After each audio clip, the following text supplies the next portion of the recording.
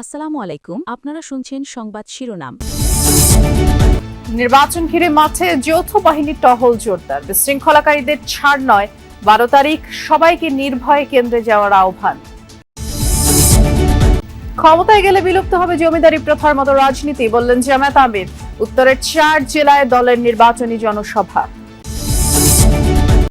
সারা দেশে বিএনপি প্রার্থীদের বিরামহীন গণসংযোগ। প্রতিপক্ষের সমালোচনা করার আগে নিজেদের অবস্থান বোঝা উচিত, মন্তব্য মির্জা ফখরুলের।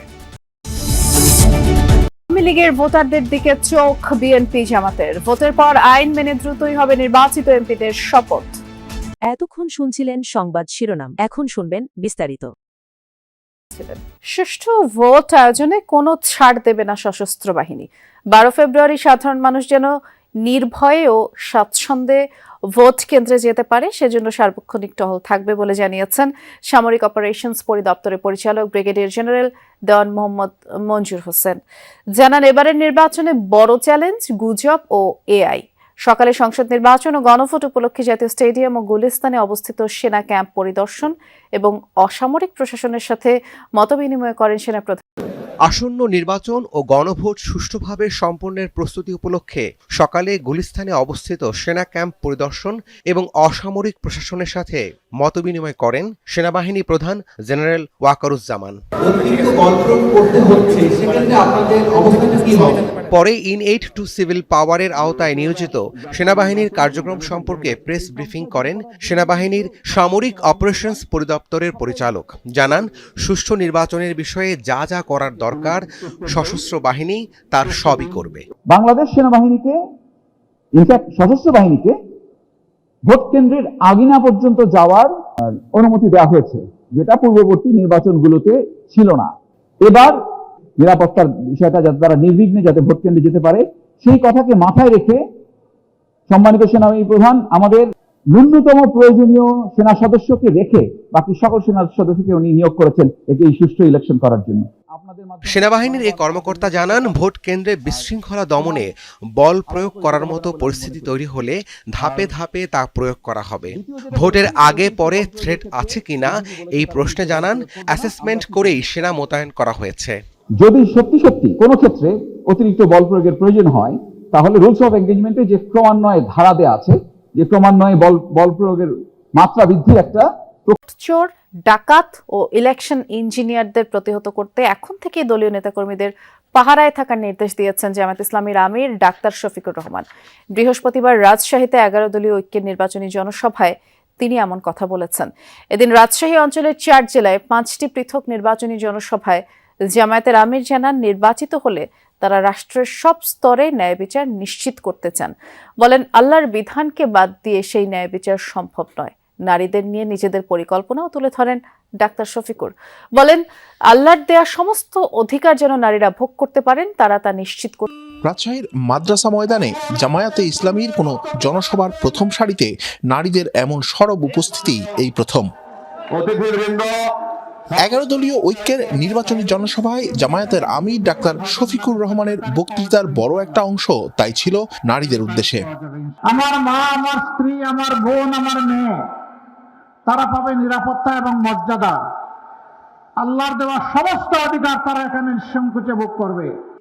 দেশের সব মানুষকে নিয়ে ন্যায় বিচার প্রতিষ্ঠার আকাঙ্ক্ষা ব্যক্ত করে ডাক্তার শফিকুর বলেন, আল্লাহর বিধান মানলেই কেবল তা সম্ভব। বিরোধী রাজনৈতিক দলগুলোর দিকে ইঙ্গিত করে তিনি বলেন, পরিবারতন্ত্র কিংবা বংশানুক্রমিক রাজনীতি এদেশে আর চলবে না। যাদের অতীতেও হাসলত খারাপ ছিল, এখনো যারা লোভ সামলাইতে পারেনি, সেই বিড়ালের হাতে গুস্ত পাহারা দেওয়ার দায়িত্ব দিবেন। এদিন বেলা 11টায় রাজশাহী অঞ্চলে জামায়াত আমিরের নির্বাচনী সফর শুরু হয় নওগাঁর এটিএম মাঠ থেকে। এরপর একে একে চাঁপাইনবাবগঞ্জ, গোদাগাড়ী, রাজশাহী ও নাটোরে নির্বাচনী জনসভায় অংশ নেন তিনি। এ সময় তিনি উত্তরবঙ্গকে কৃষির রাজধানী হিসেবে গড়ে তোলা সহ আঞ্চলিক উন্নয়নে নানা প্রতিশ্রুতি দেন। রাজনীতিতে প্রতিপক্ষের সমালোচনা করার আগে নিজেদের অবস্থান সম্পর্কে ধারণা থাকা উচিত। ঠাকুরগাঁও নির্বাচনী পথসভায় এমনটা বলেছেন বিএনপি মহাসচিব মির্জা ফখরুল ইসলাম আলমগীর।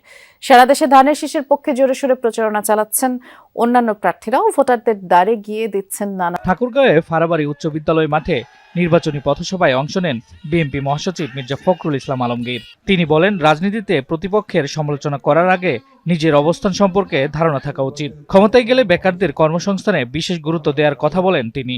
আমরা একটা সুনামের সঙ্গে সততার সঙ্গে আমরা রাজনীতি করি, ব্যবসা করি না, রাজনীতি করে আমরা সম্পদ করি না। চকরিয়া ও পেকুয়ার বিভিন্ন ইউনিয়নে গণসংযোগে ব্যস্ত সময় পার করছেন কক্সবাজার 1 আসনে ধানের শীষের প্রার্থী সালাউদ্দিন আহমদ।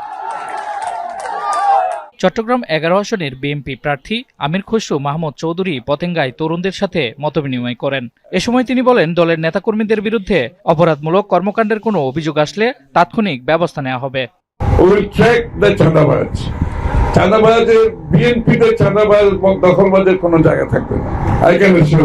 কুমিল্লা 10 আসনে প্রচারণায় ব্যস্ত বিএনপি মনোনীত প্রার্থী মোবাশ্বের আলম ভূঁইয়া। সকালে উপজেলার মাধবপুরে একটি মাদ্রাসার পাগড়ি প্রদান অনুষ্ঠানে যোগ দিয়ে বলেন, বিএনপি রাষ্ট্রের দায়িত্ব পেলে শিক্ষা খাতে ব্যাপক উন্নয়ন করা হবে ইনশাআল্লাহ। আর আজকে যারা হাফেজ হয়েছে সেই গর্বিত হাফেজদের পিতামাতার প্রতিও আমাদের সম্মান। নাটোর সদর উপজেলার গোবিন্দপুর ইউনিয়ন পরিষদ মাঠে নির্বাচনী প্রচারণা ও মতবিনিময় করেন বিএনপি প্রার্থী রুহুল কুদ্দুস তালুকদার দুলু। নাটোরের মানুষ বিপুল ভোটে ধানের শীষের প্রতীককে জয়লাভ করাবে বলে আমি বিশ্বাস করি। খালিশপুরের 10 নম্বর ওয়ার্ডে গণসংযোগ ও শুভেচ্ছা বিনিময় করেন খুলনা 3 আসনের বিএনপি প্রার্থী রকিবুল ইসলাম।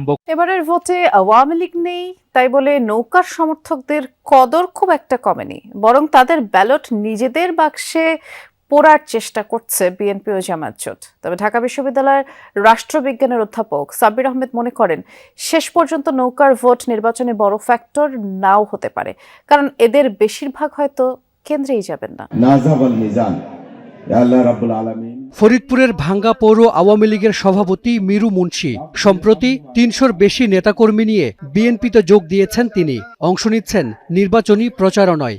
মাদারীপুরেও ধানের শীষের পক্ষে কাজ করছেন আওয়ামী লীগের অনেক নেতাকর্মী।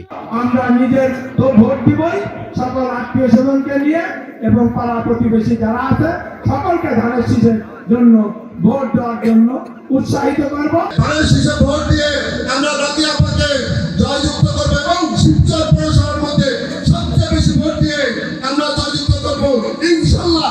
জয় বাংলা, জয় বঙ্গবন্ধু।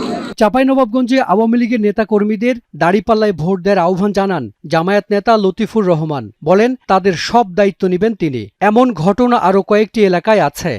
ওনাকে ফুল দিয়ে বরণ করে দিচ্ছেন বাঁশকাটার 6 নম্বর ওয়ার্ডে সম্মানিত বাংলাদেশ জামায়াত ইসলামের সম্মানিত সভাপতি অ্যাডভোকেট মান্নাব হোসেন। যারা আওয়ামী লীগ থেকে এসেছেন নির্দ্বিধায় এখানে থাকবেন।